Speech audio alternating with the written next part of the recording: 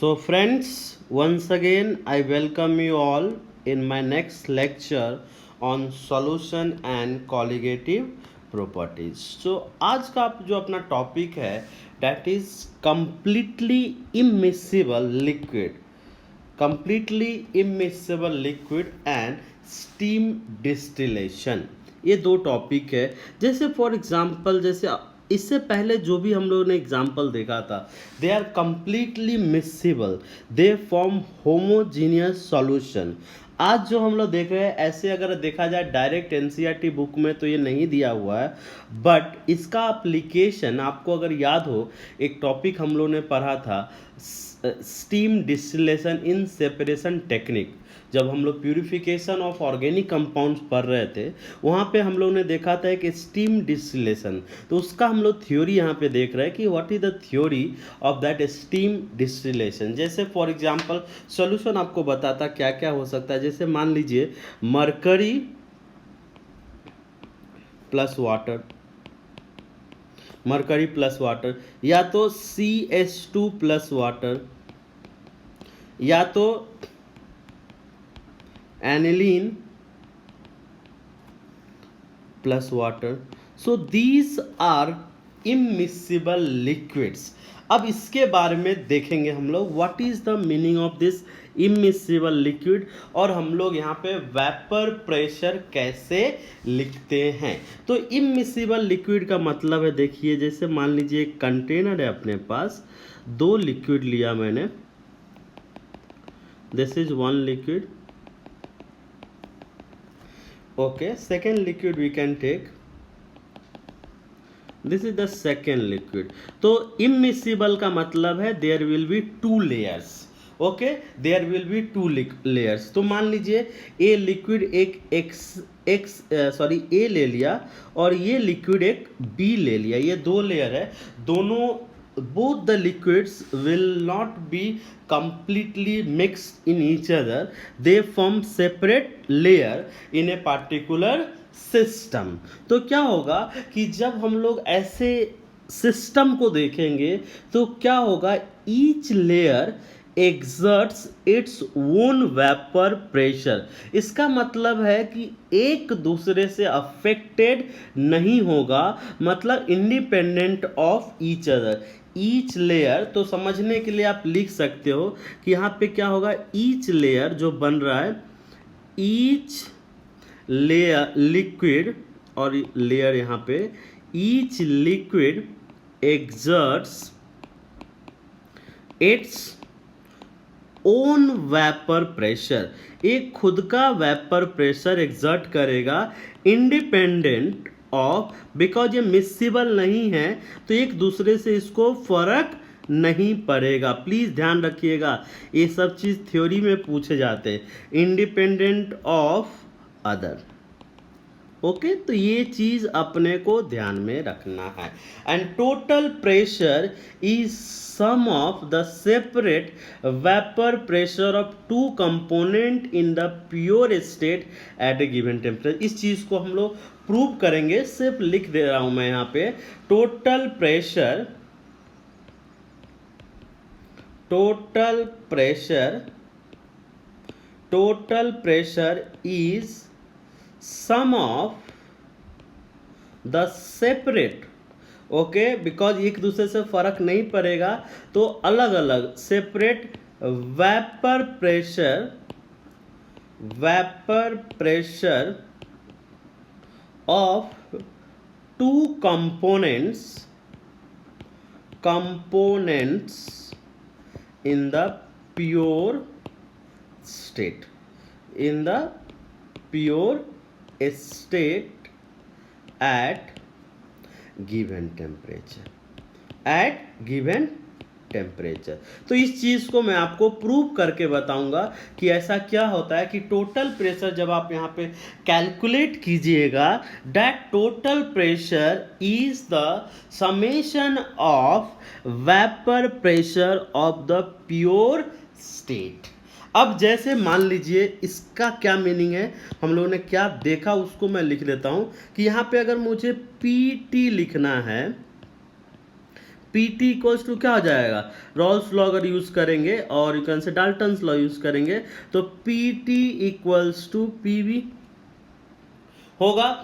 अब P A equals to क्या होता है, P A not X A, P B equals to क्या होगा, P B not X B, ये चीज आपको पता है। P A equals to P A not X A and P B equals to P not B X B. अब यहाँ पे आप ध्यान से देखिएगा कि ये सॉल्यूशन इमिसिबल है, मतलब एक दूसरे से मिक्स नहीं हो रहे हैं। सो दोनों जो ए बी है और ए है एक इंडिपेंडेंट सॉल्यूशन होगा, मतलब एक दूसरे में मिक्स नहीं है, तो हम लोग बोल सकते हैं कि इंडिपेंडेंट होगा। और इंडिपेंडेंट होगा तो वह यही चीज सबसे मेन है जो मैं यहाँ पे बताने जा रहा हूँ कि अगर दोनों सॉल्यूशन इंडिपेंडेंट है तो एक्स ए को मतलब मोल फ्रैक्शन ऑफ ए 1 हो जाएगा बिकॉज वो मिक्स ही नहीं हो रहा है, और एक्स बी कितना हो जाएगा, 1 हो जाएगा, मतलब दोनों 1 हो जाएंगे।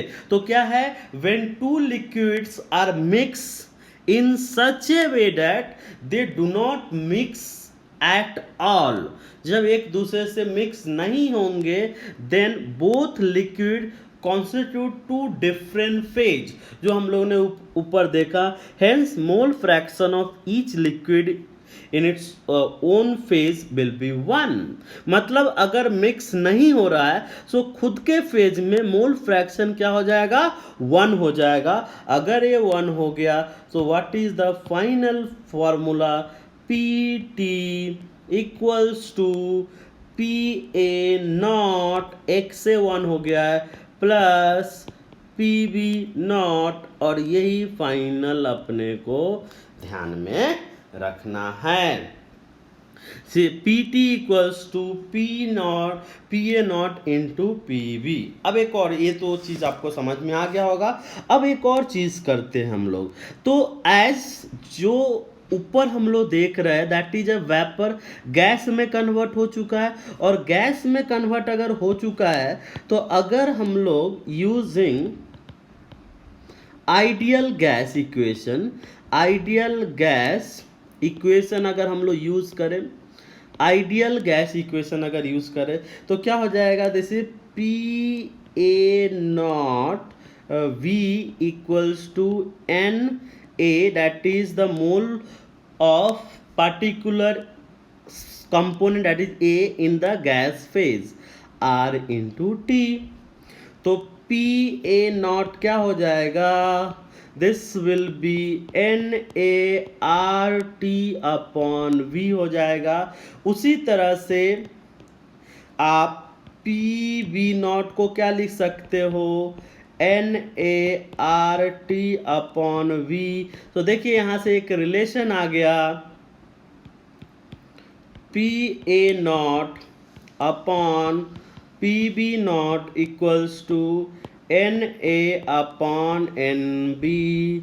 ये भी इक्वेशन कभी कभी हो सके आपको यूज करना पड़ेगा। तो यहाँ पे एन ए बिकॉज वेपर में कंसीडर कर रहे हैं, एन बी क्या है, are moles of each component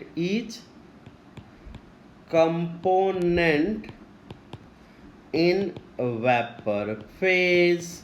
Okay, so this is each component in vapor phase.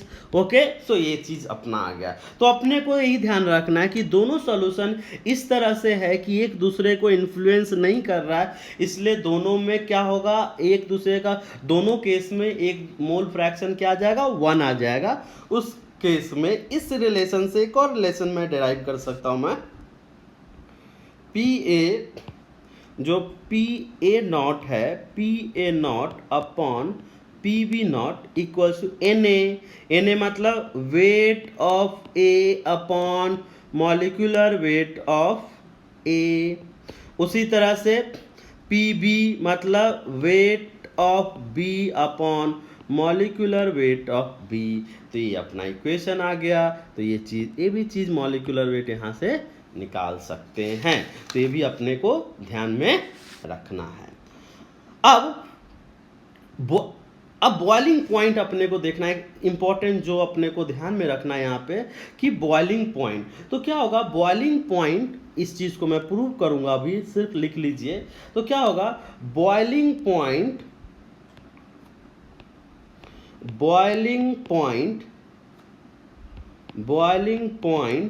Of a solution, please ध्यान रखिएगा, this is again I repeat very important for exam both NEET and IIT, up to immiscible liquid is less than the individual boiling point of both the liquid,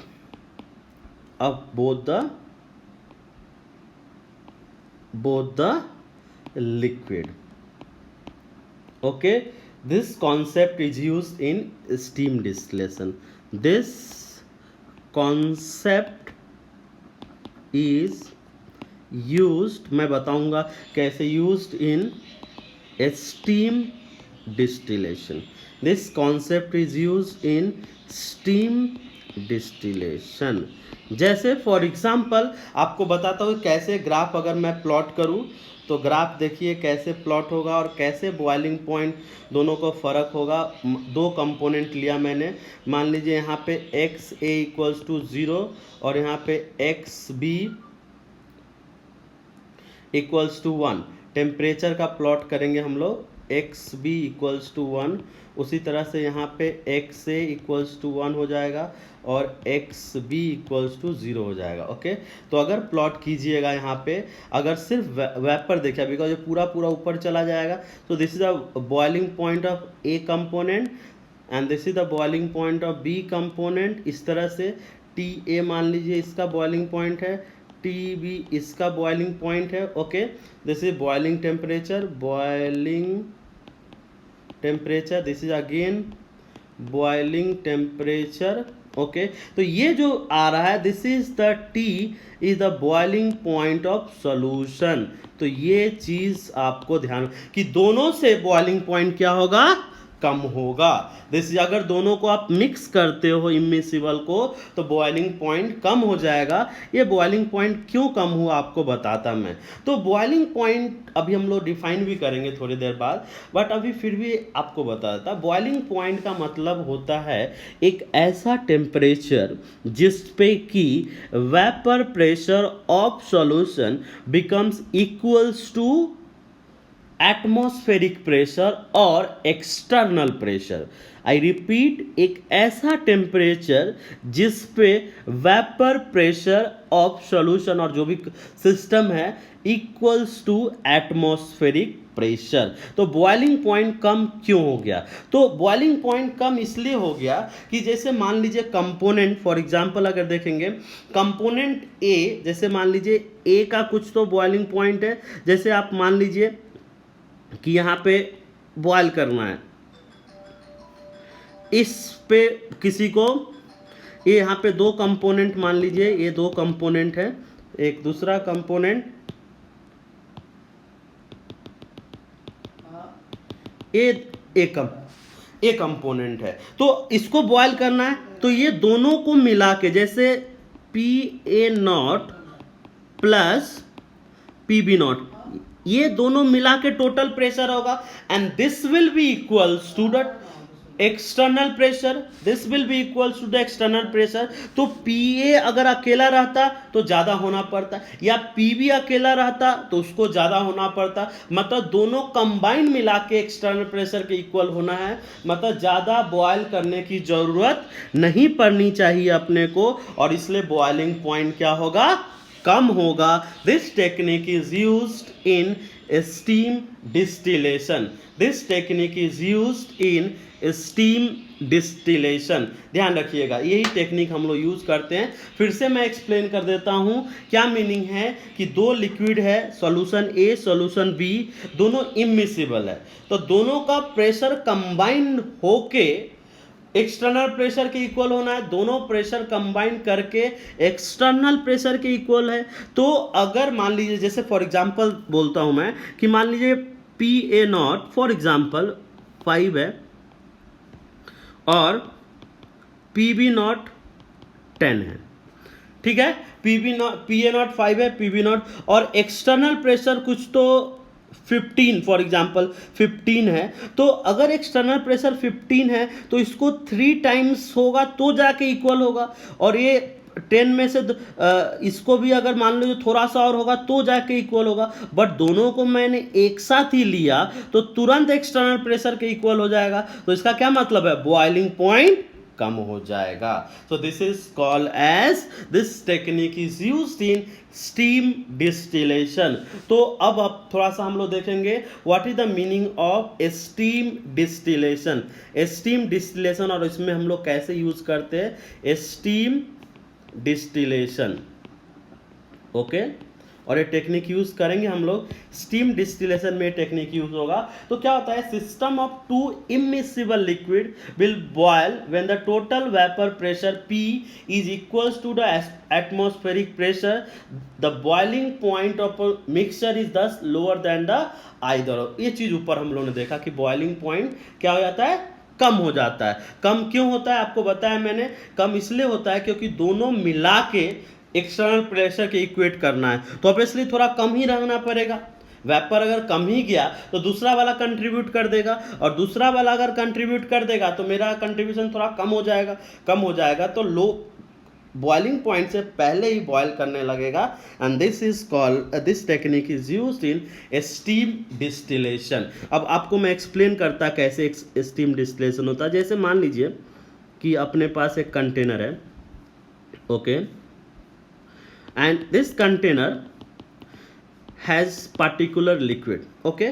अब इसमें क्या किया, आप यहां से water vapour पास कर रहे हो, ओके। इस कंटेनर से आप वाटर वेपर पास कर रहे हो, तो जैसे ही वाटर वेपर यहां पे आएगा, ये क्या होने लगेगा कि वाटर वेपर का प्रेशर प्लस ये लिक्विड का प्रेशर दोनों मिला के क्या होगा, एक्सटर्नल प्रेशर के इक्वल हो जाएगा। तो इसकी बॉइलिंग पॉइंट अगर थोड़ी ज़्यादा भी रही तो उसमें वाटर वेपर कंट्रीब्यूट कर देगा। जैसे आपको बताता मैं, जैसे मान लीजिए कि ये कंपोनेंट ए है, ये कुछ पार्टिकुलर 120 पे बॉयल हो रहा है और वाटर वेपर मान लीजिए 100 पे बॉयल हो रहा है। तो क्या होगा, जैसे ही ये आएगा ये दोनों मिला के एक्सटर्नल प्रेशर मतलब P of, you can say यहाँ पे क्या हो जाएगा, this is P A of water plus P of that solvent, ये दोनों मिला के एक्सटर्नल प्रेशर होगा।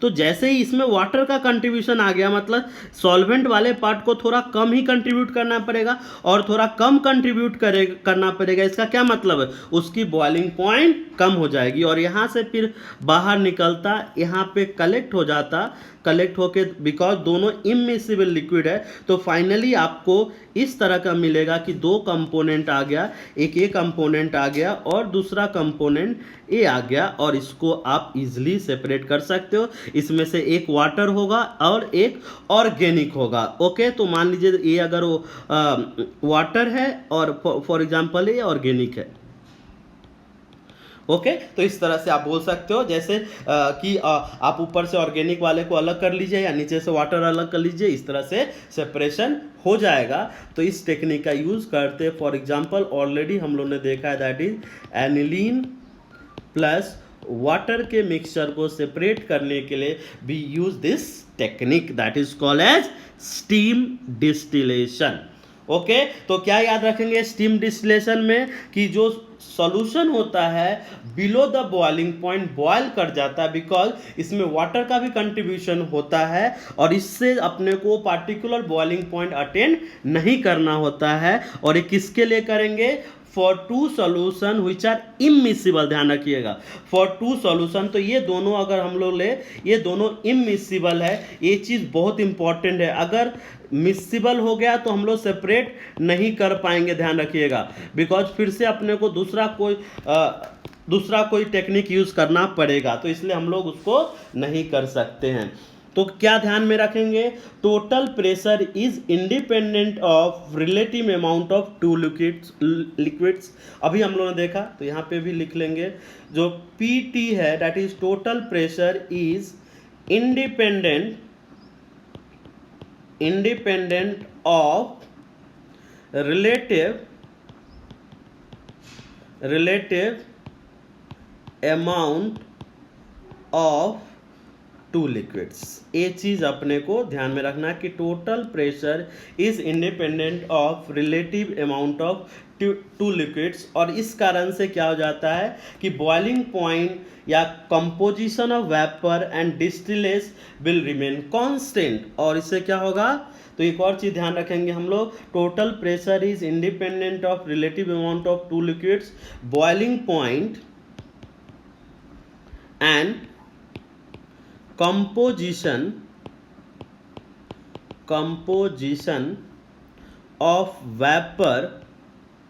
composition of vapor and distillate will remain constant।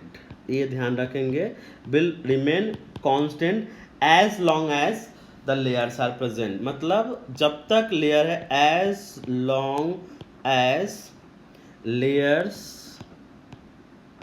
Are present.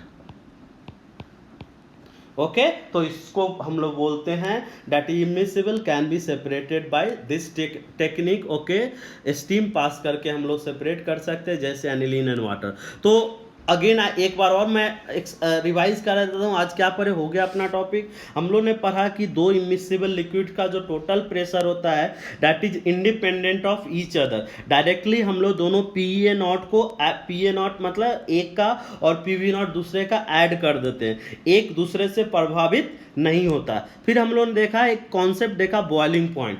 Boiling point का मतलब है एक ऐसा टेम्परेचर जहां पे vapour pressure of the liquid become equals to external pressure, that is called as boiling point. तो ये देखा, और फिर हम लोग देखा how we can use steam distillation for separation. तो ये स्टीम डिस्टिलेशन किसके लिए करेंगे, टू इमिसिबल लिक्विड, ध्यान रखिएगा। और वहाँ पे जो कैसे करेंगे मैंने आपको एक्सप्लेन किया, बट एक बार अगर फिर से चाहो तो मैं फिर से एक्सप्लेन कर देता हूँ। देखिए दोनों क्यों बॉइलिंग पॉइंट कम हो जाता है जब दो इमिसिबल लिक्विड को आप ऐड करते हो, बॉइलिंग पॉइंट क्यों कम हो जाता है। जैसे मान लीजिए कि अपना external pressure P external for example 1 atm है, P एक्सटर्नल 1 atm है, और यहाँ पे एक लिक्विड है जिसको आप बॉयल कर रहे हो, इस लिक्विड है जिसको बॉयल कर रहे हो, इसका वेपर प्रेशर मान लीजिए या जो भी अभी प्रेशर आया है कितना है, 0.6 है, 0.6 atm है। ओके, तो जब ये 0.61 में कन्वर्ट हो जाएगा, मतलब और वेपर बनाएगा, तब मैं बोलूँगा कि ये बॉइलिंग पॉइंट आ गया है। 0.6 जैसे ही 1 पे जाएगा हम लोग बोलेंगे बॉइलिंग पॉइंट आ गया है। तो अब हम लोग क्या करेंगे, ये थोड़ा देर के बाद 0.6 से 0.8 हो जाएगा, बट इसमें एक और क्या कर सकते हैं, हम लोगों ने दूसरा एक इमिसिबल लिक्विड ला दिया और जिसका वेपर प्रेशर मान लीजिए 0.2 कर दिया है मैंने, जिसका वेपर प्रेशर कितना लिया है, 0.2 लिया है। तो अब इसको कितना है, 0.2 प्लस 0.6 0.8, मतलब यहां से सिर्फ आपको और कितना चाहिए, 0.2 ही चाहिए। और 0.2 ही चाहिए मतलब ज़्यादा टेम्परेचर की जरूरत नहीं होगी, थोड़ा ही टेम्परेचर पे ऊपर चला जाएगा, इसलिए क्या होगा, बॉइलिंग पॉइंट कम जाएगा। This is called as lowering of boiling point in case of two immiscible liquid, and this technique is used for steam distillation। आप अच्छे से देखिए।